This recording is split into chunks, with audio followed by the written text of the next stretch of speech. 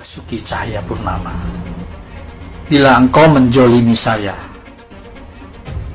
maka yang kau hadapi adalah Tuhan yang Maha Esa. Tunggu saja, satu persatu Anda akan dipermalukan. Tanpa disadari, satu persatu Allah telah melujutinya. Dan saya pun juga tidak mau menyebutkan pejabat si A, si B, si C, atau tokoh agama atau ulama siapapun ya.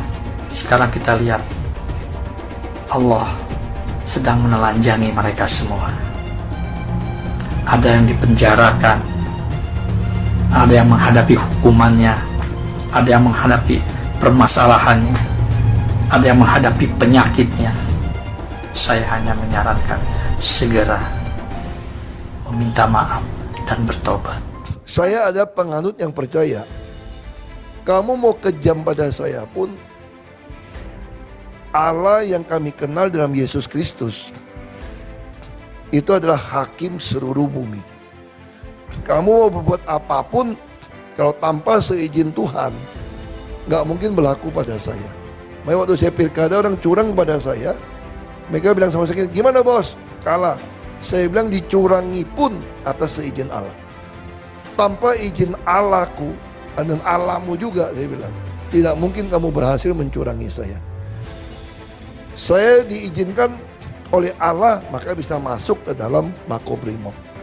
Tanpa seizin Allah, nggak bisa. Kalau saya tahu itu seizin Allah, kenapa saya mesti marah? Allah punya maksud baik kepada saya. Soal orang yang merancang kejahatan, biarlah Allah yang akan bertindak terhadap dia.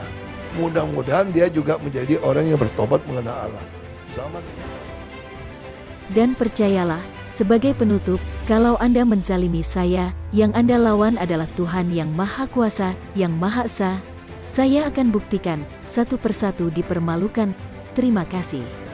Itulah kalimat penutup yang fenomenal dari seorang Basuki Cahayapurnama atau kita kenal dengan nama Ahok, saat dia harus menerima keputusan hakim untuk menjalani hukuman 2 tahun penjara untuk kesalahan yang sebenarnya tidak dia perbuat. Itulah titik di mana keadilan di negeri ini benar-benar mati. Pemerintah seperti tidak berdaya ditekan oleh lautan massa yang dikoordinir dan berpotensi membuat kerusuhan. Jakarta benar-benar genting saat itu. Terjadi polarisasi yang kuat yang sangat mudah dibenturkan. Anehnya, satu persatu kelompok yang dulu berada di barisan untuk memasukkan Ahok ke penjara, kalau tidak bubar ya orang-orangnya sekarang ada di sel. Jadi penasaran, benarkah karma Ahok itu begitu kuat sehingga terbukti apa yang dia katakan? Anda nih bikin gaduh Indonesia nih, Arab jenggot ini, jidat hitam. Masa orang nggak boleh bergaul dengan non-muslim atau mendekat? Ya begini aja lah, Anda tinggal di hutan, Anda tinggal sendiri di sana di hutan, Anda nggak kenal non-muslim, dan Anda nggak pakai produk yang non-muslim. Anda nggak mau dekat dengan non-muslim, tapi semua yang di badan Anda ini semua produk mana? Produk non-muslim. Nabi aja berdagang dengan etnis Cina. Ulama-ulama yang bermodel-model Arab, sorban, jenggot, jidat hitam itu, tanah cingkrang, Anda tahu dirilah, dia ingin merubah negeri ini. Karena bagi dia negeri ini negeri kafir. Kalau hormat bendera kafir, saya nggak bertuhan lah. Undang-undang penistaan agama ini enak aja ngomong penistaan sementara tokoh-tokoh muslim sampai sekarang nggak ada satupun orang Islam yang kena undang-undang penistaan karena dia menghina minoritas selalu ditangkap. Muslim yang menista minoritas itu belum ada satupun sampai hari ini yang dimasukkan ke penjara, yang tertangkap masuk penjara. Tapi kalau minoritas berani ngomong kayak saya, Saifuddin Ibrahim, langsung ditangkap. Saya adalah salah satu korban dari penistaan agama, dari undang-undang atau pasal itu. Sementara orang sudah terbang ke bulan, naik ke pesawat angkasa, ini masih ribut masalah agama. Abdus Somad, dia tidak suka dengan Pancasila itu. Karena itu undang-undang togut. Termasuk para tokoh di MUI. Semua tidak suka dengan Pancasila. Mereka benci dengan Pancasila. Perkataan Ahok terbukti. Ustadz ini minta Ahok cabut sumpahnya.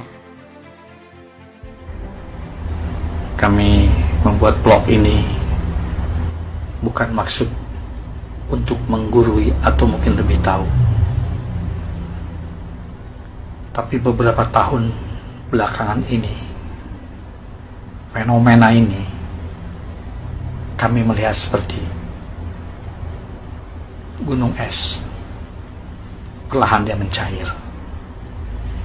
Ya, dari para pejabat, ulama, ustadz, habib,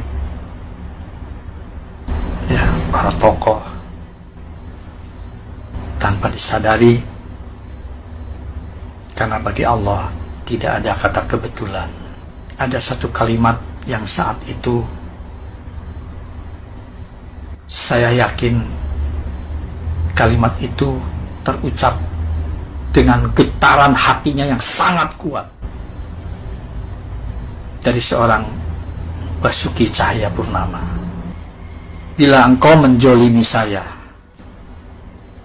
maka yang kau hadapi adalah Tuhan yang Maha Esa. Tunggu saja, satu persatu Anda akan dipermalukan. Subhanallah.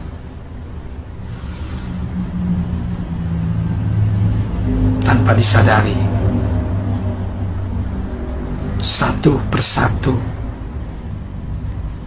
Allah telah melujutinya. Dari bupati, wali kota, gubernur yang ikut turun ke jalan. Saya saat itu pribadi sebagai muslim, saya melihat ini adalah penjoliman, ini adalah tekanan politik. Tapi tekanan politik itu sangat kuat, tapi mengatasnamakan agama. Tapi mereka lupa, 1000 kali engkau bertakbir, tapi kejoliman yang engkau kerjakan, Allah tidak akan berpihak kepada Anda. Tapi Allah akan berpihak kepada orang yang kau jolimin. Kita baru saja kehilangan, ya menurut saya ustadz fenomenal lah. Ya, karena setiap ceramahnya, tausiahnya kami tidak banyak mendengar tentang apa hadisnya, apa firmannya. Yang ada hanya kebencian dan kebencian. Dan saya pun juga tidak mau menyebutkan pejabat si A, si B, si C, atau tokoh agama atau ulama siapapun. Ya, sekarang kita lihat Allah sedang menelanjangi mereka semua. Ada yang dipenjarakan, ada yang menghadapi hukumannya, ada yang menghadapi permasalahannya, ada yang menghadapi penyakitnya. Ya, saya sebagai umat muslim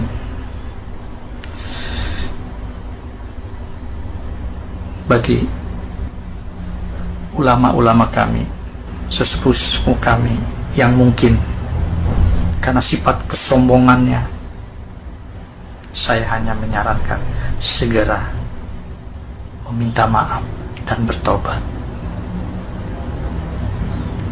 Ya, jangan sampai kalian meninggalkan dunia ini,